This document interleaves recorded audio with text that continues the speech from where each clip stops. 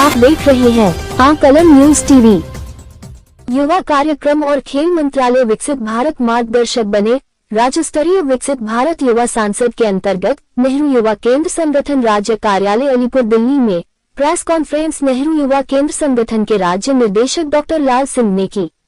उन्होंने बताया कि प्रधानमंत्री नरेंद्र मोदी ने कहा कि 2047 तक 1 लाख युवाओं को राजनीति में लाने के लिए युवाओं को प्रोत्साहित किया जा रहा है। यही युवा कल राजनीति में आकर मंत्री भी बन सकते हैं, बिजनेस कर सकते हैं। ये देश सभी का है और सभी को मिलकर और सभी की सहयोग से देश को आगे ले जाना है। खबर जोगिंदर डोगरा, आकलन न्यूज।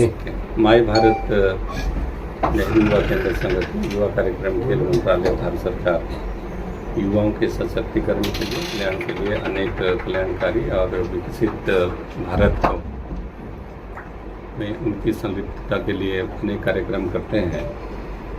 और ये जो राष्ट्रीय युवा संसद कार्यक्रम है, ये हम 2019 से कर रहे हैं। माननीय प्रधानमंत्री जी के मन की बात से ये विषय उठकर आया कि किस तरह से हम युवाओं को 2047 का जो हमारा संकल्प है विकसित भारत का, उसमें ज़्यादा से ज़्यादा मौका दें, अवसर दें उनकी सहभागिता का, भागीदारी का। तो ये इस बार थोड़ा सा इसमें चेंज किया गया है, रीइमेजिन इसको किया गया। इसमें पहले बच्चे एप्लीकेशन डालते थे और उनका फिर हम स्क्रीनिंग करते थे ज्यूरी का डिस्ट्रिक्ट लेवल पे। इस बार हमने विकसित भारत के बारे में उनकी समझ क्या है, इसके ऊपर उनको 1 मिनट का वीडियो अपलोड करने के लिए बोला।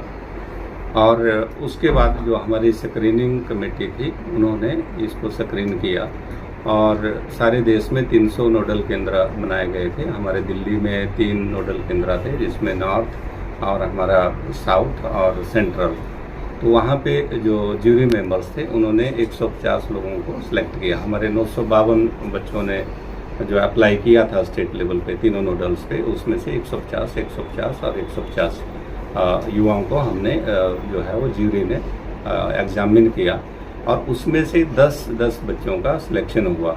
और ये जो 10-10 बच्चे हैं, अब ये राज्य स्तरीय युवा संसद में भाग लेंगे। और इस बार का जो हमारा ये युवा संसद है, वो दिल्ली विधानसभा के परिसर में हो रहा है। और माननीय अध्यक्ष जो दिल्ली विधानसभा है, इसके मुख्य अतिथि रहेंगे। और ज्यूरी मेंबर्स में हमारे 5 जो व्यक्तित्व हैं उनको लिया गया है, जिसमें से 3 जो अभी वर्तमान में ही चुनकर आए हैं विधायकगण, 3 वो होंगे और 1 IPS ऑफिसर होंगे रिटायर्ड, 1 IFS ऑफिसर रिटायर्ड होंगे। और एक्सटेंडेड पैनल में हमारे पास IIT के डायरेक्टर और एक हमारे रिनोन्ड सिंगर हैं मिस्टर पांडे, वो भी इसमें रहेंगे।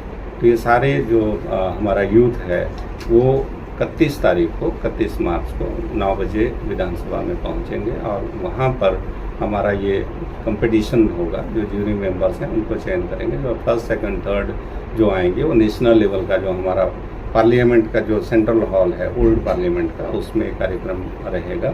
और उसमें हर स्टेट से फर्स्ट, सेकंड, थर्ड जो विनर्स हैं उसमें शामिल होंगे। और वहाँ पर माननीय प्रधानमंत्री जी इस कार्यक्रम की अगुवाई करेंगे, नेतृत्व करेंगे, अध्यक्षता करेंगे। और हमारे जो माननीय मंत्री हैं मनसुख मांडविया साहब, वो इस सारे कार्यक्रम की मॉनिटरिंग भी कर रहे हैं और इम्प्लीमेंट करने में अपनी भूमिका भी निभा रहे हैं। इसके पीछे उद्देश्य क्या रहा? इसके पीछे उद्देश्य यह है कि जैसे हमने जो जिला स्तर का जो हमारा नोडल लेवल पे जो राउंड हुआ, उसका हमने विषय रखा था 1 इलेक्शन और 1 नेशन 1 इलेक्शन। जो हमने 2047 के लिए जो विकसित भारत के पैरामीटर फिक्स किए हैं, उसमें एक पैरामीटर ये भी है, ये ऑब्जर्व किया गया कि अगर हम अपने देश को विकसित भारत के रूप में बनाना चाहते हैं तो 2047 के लिए क्या पैरामीटर होंगे। तो उसमें ये देखा गया कि जो हमारा चुनाव है, उसमें बहुत सारा खर्च होता है। तो उस खर्च को और उसको रेगुलेट करने के लिए क्यों ना हम, एक राष्ट्र है तो एक ही समय पे चुनाव हो। तो ये विषय के साथ हमने डिस्ट्रिक्ट राउंड किया था। और जो हमारा स्टेट राउंड है, उसमें हमने अलग विषय रखा है। और वो विषय है कि हमारे संविधान के 75 वर्ष, उसमें हमारे अधिकारों, कर्तव्यों एवं प्रगति की यात्रा, इसके ऊपर अपने बच्चे जो हैं अपना विचार रखेंगे, वो अपना विचार रखेंगे। एक ये विषय है। दूसरा है संविधान दिवस के 11 संकल्प, भारत के संवैधानिक मूल्यों को मजबूत करने की प्रक्रिया। तो ईद पे उनको जो है एग्जामिन किया जाएगा। इसमें बच्चे बोलेंगे, युवा बोलेंगे, और जो नेशनल लेवल पे जो हमारा जो विषय है वो फिर वही आ जाएगा। One nation one election. इसमें जो हमारा यूथ है वो, चूंकि आने वाले समय में जब 2047 आएगा तो 2047 में ये जो आज यूथ इस लोकसभा के संसद भवन में, सेंट्रल हॉल में या विधानसभा में जो पार्टिसिपेट कर रहे हैं, यही लोग तो होंगे वहाँ पर, चाहे संसद में होंगे, चाहे सरकार में होंगे, चाहे बिजनेस में होंगे। तो इन लोगों की एक माइंड सेट करने के लिए कि भाई भारत है तो किसी एक व्यक्ति का नहीं या एक समाज का नहीं, ये सबका है और सभी को इसमें योगदान करना पड़ेगा, तभी हम प्रगतिशील भारत बनेंगे और विकसित भारत बनेंगे 2047 तक। इस कार्यक्रम से इन युवाओं को क्या बेनिफिट होने वाला है आगे जाके? युवाओं को जो सबसे बड़ा है वो है कि हम माननीय प्रधानमंत्री जी ने कहा कि 1 लाख ऐसे युवाओं का चयन किया जाएगा राजनीति में शामिल करने के लिए जिनका कोई पॉलिटिकल बैकग्राउंड ना हो।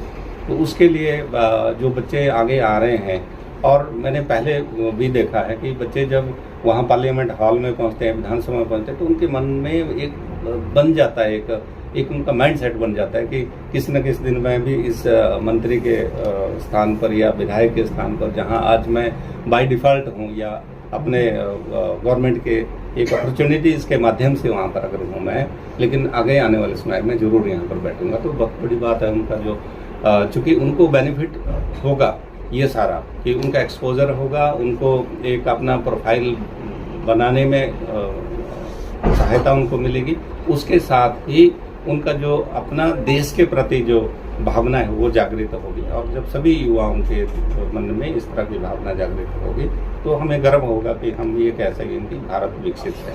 क्या कोई एज लिमिट रखी गई है? हाँ, एज लिमिट इसकी 18 से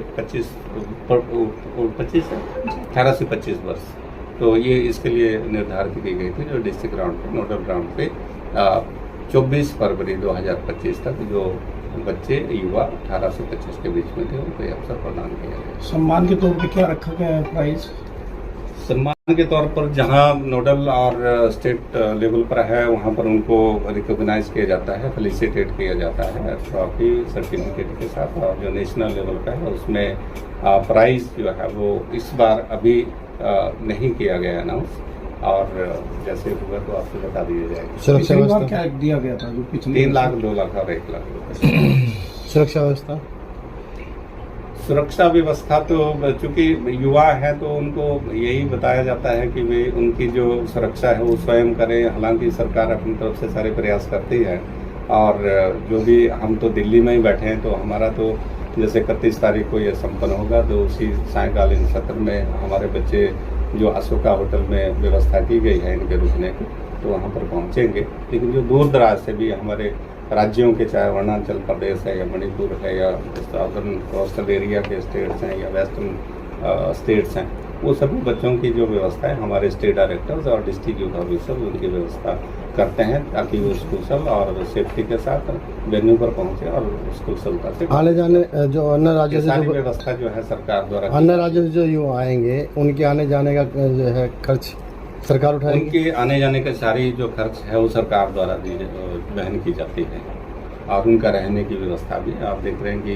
हमारे जो अशोका होटल है उसका एक अपना सिग्निफिकेंस है, तो वहाँ पर उनको ठहरने का मौका मिल रहा है। और साथ ही में जो संसद में जो सेंट्रल हॉल है वहाँ पर बैठना भी एक बहुत बड़ा उपलब्धि है इनके लिए। पत्रकारों के लिए क्या विशेष रहेगा? पत्रकार चूँकि भारत के चौथा स्तंभ है और महत्वपूर्ण है और सरकार से भी ऊपर है, तो उन्होंने हमारे लिए करना होता है ना, ये होता है इनके लिए।